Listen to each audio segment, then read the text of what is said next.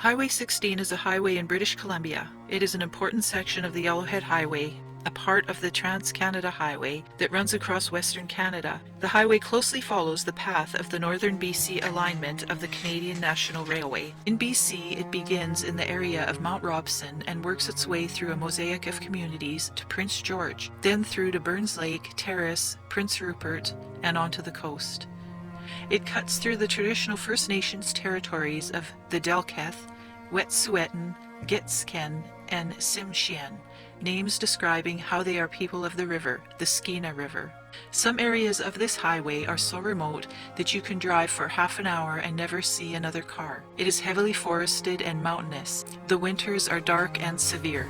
In the spring of 2016, my husband and I were scouting out a property to buy in northern BC. While driving on Highway 16 just outside of Prince George, this feeling of dread washed over me. I said to my husband, "Something strange is happening in this area." I had no idea that in a few kilometers we would be entering the section known as the Highway of Tears. We drove by a large billboard standing lonely, warning girls not to hitchhike on this highway. I can't explain why I felt a change in the atmosphere before coming upon that sign, but I did. And I have spoken with other women that have driven this stretch and have felt it as well. A lonely, foreboding, sad feeling, almost a despair. Watching the trees pass by the car window for hundreds of miles, the wilderness of the north, the desolate beauty that stretches like a thick blanket hiding all the mysteries under her, tucking in her secrets, keeping them hidden and hers alone.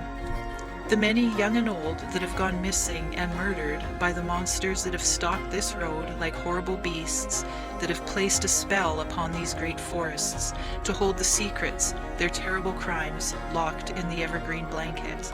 I believe that we can cause these wilds to give up evidence, to reveal the hidden stories, to unlock the truths of what happened to these women. We need to continue to talk about these cases. The families of these missing and murdered souls need answers. They need to be able to put their own souls at rest. They need peace. Dear Jesus, give these precious families the answers that they cry out for. Amen. Gloria Moody. Gloria was a 26-year-old mother of two. She was last seen on the night of October 25, 1969, leaving a pub in Williams Lake, British Columbia.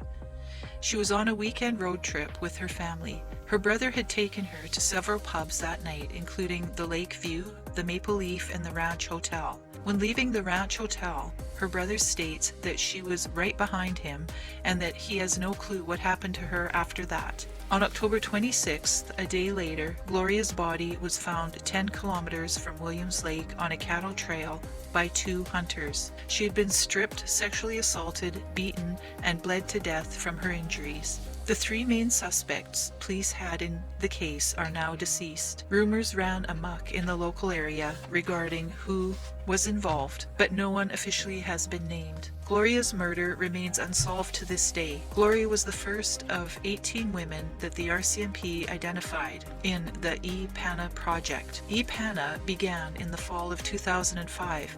It is a task force that was created as a result of E-Division criminal operations, ordering the review and investigation of unsolved missing and murders along the Highway of Tears. Investigators are confident that a single serial killer is not responsible for all the E-PANA investigations. They officially recognize only 18 of the cases, with 13 being murders and 5 missing cases. The missing women are Gloria Moody, Micheline Par, Gail Weiss, Pamela Darlington, Monica Ignace, Colleen McMillan, Monica Jack, Maureen Mosey, Shelly-Ann Bascu, Alberta Williams, Daphne Nicol, Ramona Wilson, Roxanne Thierra, Alicia Germain, Lana Derrick, Nicole Hoare, Tamara Chipman, Elia Sarek Auger.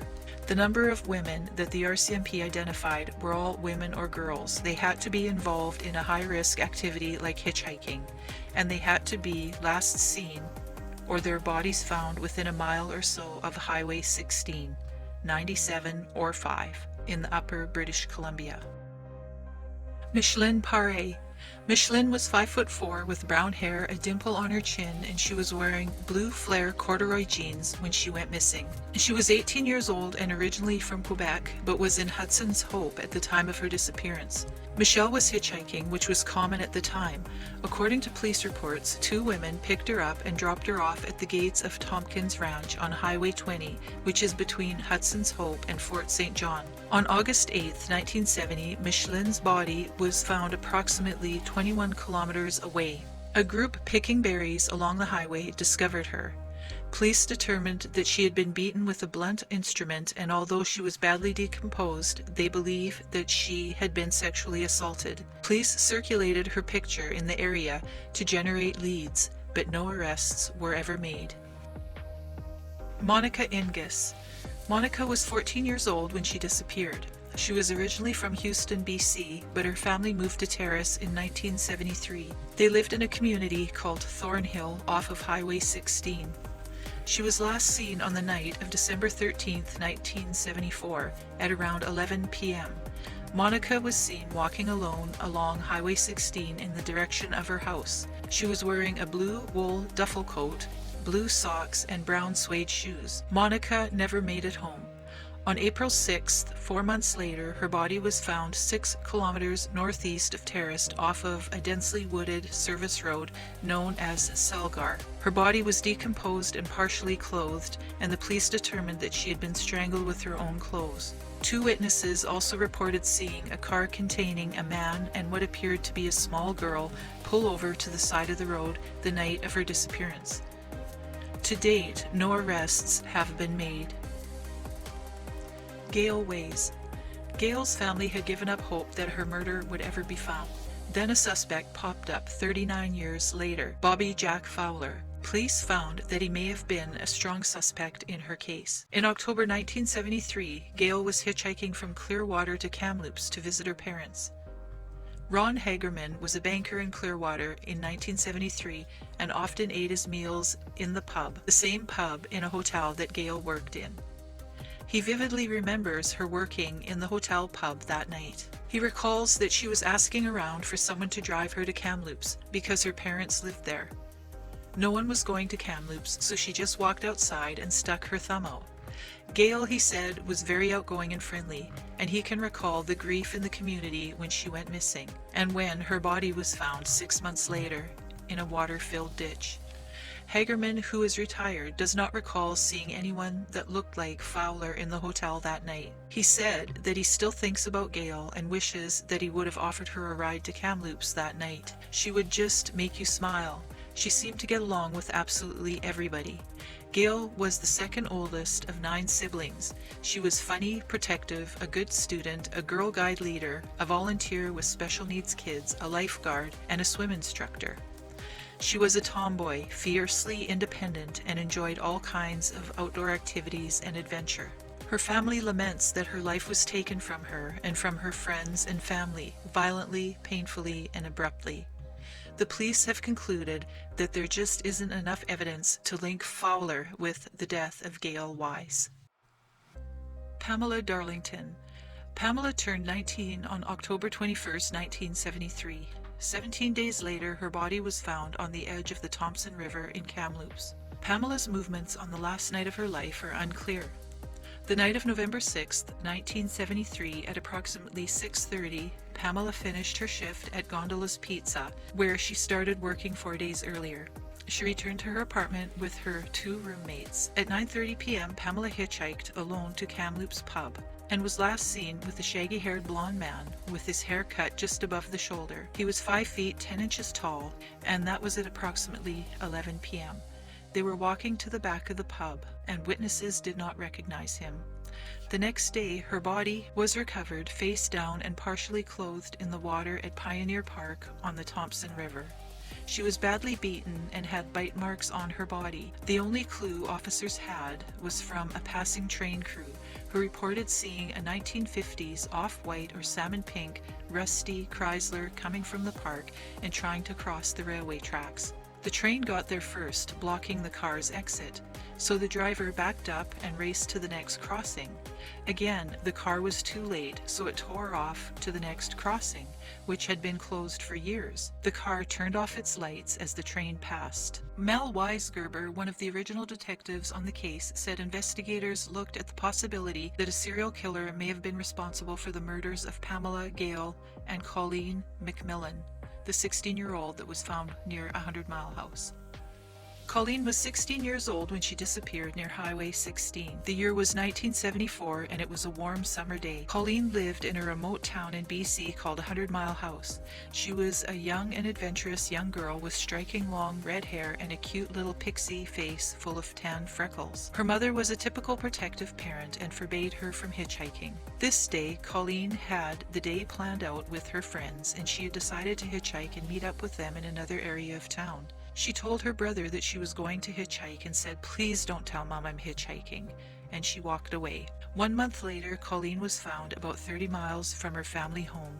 She had been sexually assaulted and murdered. For her 2 younger brothers, Sean and Kevin, and their family, it was an unspeakable tragedy. Sean calls it a lifelong disaster. Kevin said it was sad the day it happened, and will be sad until the day we die. When her little body was found back in 1974, police also found her blouse, and on that blouse was DNA. DNA was not used in criminal cases until 1986, but fortunately the RCMP preserved the blouse in a careful way. And as time passed, the DNA became useful, and in 2007 it was entered into various databases of known criminals. Police were told that the shirt contained the DNA of an unknown male. As the technology advanced, scientists were able to isolate smaller and older samples, and in 2012 they were able to find a match. In May of that year, Interpol informed the RCMP that it received a positive hit from the blouse sample. It belonged to an American roofer named Bobby Jack Fowler, who had tried to kidnap a woman back in 1995. The woman escaped by jumping naked out of a second-story window with the rope still tied around her ankle. Fowler was arrested at the scene. It was the oldest hit on DNA in Interpol history. More investigation by the RCMP led them to conclude that Bobby Fowler was the one that killed Colleen. Fowler was twice divorced and a father of 4 with a violent past. He led a nomadic lifestyle and worked in Canada several times during the early 70s. Fowler is suspected of murdering 7 people in Oregon and others across the United States. He is also linked to the death of Pamela Darlington and Gail Weiss. Investigators believe that he may have killed up to 20 people across US and Canada.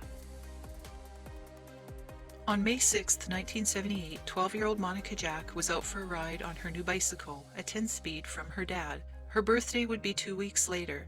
Monica was excited to try out her new bike. Her mom gave her permission to ride into Merritt and buy a pair of shoes with some birthday money that she had been given by her father. Monica met up with her cousin Debbie, and they went together into Merritt. After shopping, the girls left in different directions, heading for their homes. Monica's mom had been in Merritt with her 2 younger children that afternoon. They were returning home around 7:45 p.m. when they saw Monica riding on the roadside. They stopped and asked her if she wanted a ride home with them, and she refused. Madeline, Monica's mother, expected her to be home shortly. Madeline had planned a fishing trip with her friends and was getting prepared to leave. She told her children to expect Monica soon and left for her trip. Monica was a sweet and outgoing girl with a distinctive laugh. She was a good student and always happy with tons of friends. She liked playing ball, playing with her siblings, hiking, swimming. She was a middle child, 3rd youngest of 8 siblings, and she wanted to become a social worker like her mom. Monica lived on the Upper Nicola Reserve at Quilchena, 22 kilometers from Merritt. When Madeline returned home the next morning, she was shocked to find out that Monica had not returned home. She immediately reported this to the Merritt RCMP, and her son Glenn began walking along the highway looking for clues and searching for his sister. Glenn found her bike at the pullout by Nicola Lake, and it had been tossed down the embankment and landed a few feet from the water. Witnesses told police that they had seen a man in a truck with a camper on top pulled out along Highway 5 where she was last seen. This sighting and description led the police to Gary Hanlon, a convicted serial sex offender and pedophile, and a suspect in the murder of Kathy Herbert, an 11-year-old that had been killed 3 years prior in Abbotsford, BC. Monica Jack had beautiful brown hair and big brown eyes. She stood 4'8" and she looked a few years older than 12. Liz, Monica's sister, describes her as funny, sweet, smart, and was good at everything she ever saw her do. Monica, Liz, and cousin Debbie used to collect stray golf balls from the creek near the golf course, and when their buckets were full, would sell them and use the money to buy candy. Monica and the girls won first place in a parade one year by dressing up in buckskin clothing and riding atop of their uncle's vehicle. Monica always kept a watchful eye over her younger siblings, protecting them from school bullies and teaching them to bake and do crafts. She was well loved and happy. On May 6th, witnesses state that there was a light green truck with a tan camper atop, parked in the Nicola Lake turnout, with a man standing nearby. Graham Whitecross remembers seeing the same man washing his hands in the lake. His wife, also named Monica, remembers seeing Monica stop at the foot of her brother's driveway. She was on a bike. The dog barked, and that's when she noticed her. She was on her way towards Quilchena. She only stopped for a few minutes, just long enough to catch her breath, and then she went on. This happened right after the hockey game ended about 7:30 to 7:45 p.m. Graham said that he heard someone cry out at the stated time but couldn't see what happened. Gary Handler drove a 1972 Chevrolet Longhorn with a light tan security camper on top. He was in the area during the time of Monica's disappearance. Gary did confess to grabbing Monica, locking her in the bathroom of his camper, driving up a hill, sexually assaulting her, and then strangling her. And he also attempted to burn her and the evidence. 17 years later, forestry workers from Merritt were on the Squawka Mountain when they came across Monica's remains, a skull and a few small bone fragments. It took 8 months to confirm through her dental records that it was her remains. Handlin was busted in 2014 through a Mr. Big operation set up by the RCMP. For more information on this sting, listen to Eve Lazarus, writer, author, and speaker, the Monica Jack Murder Podcast. 33-year-old Maureen Elizabeth Mosey was born on February 9, 1948, in Edson, Alberta. She was a widow by her spouse, James Mosey. Her father's name was Jack Smith, and her mother's name was Elizabeth Harrington. Maureen was last seen on May 8, 1981, in Salmon Arm. She was hitchhiking near Salmon Arm when a younger man in his late 20s or early 30s gave her a ride. Witnesses helped police create a sketch of Maureen getting into the car the day before her body was discovered. The man had black or brown hair and a beard. Mosey was from Edson, Alberta, and there is a lack of information about her to determine why she was in the Salmon Arm area hitchhiking. On May 9, 1981, Maureen's badly beaten body was discovered south of the intersection of Highway 97 and Highway 1. Multiple tracks were found in the area, but only one set is believed to be belonging to her killer. At the time of Maureen's death, she was wearing beaded moccasins and she was carrying a tan-colored canvas handbag. She also had on a full-length coat and a white shirt with black pants. If you have any information, call Crime Stoppers at 1-800-222-8477.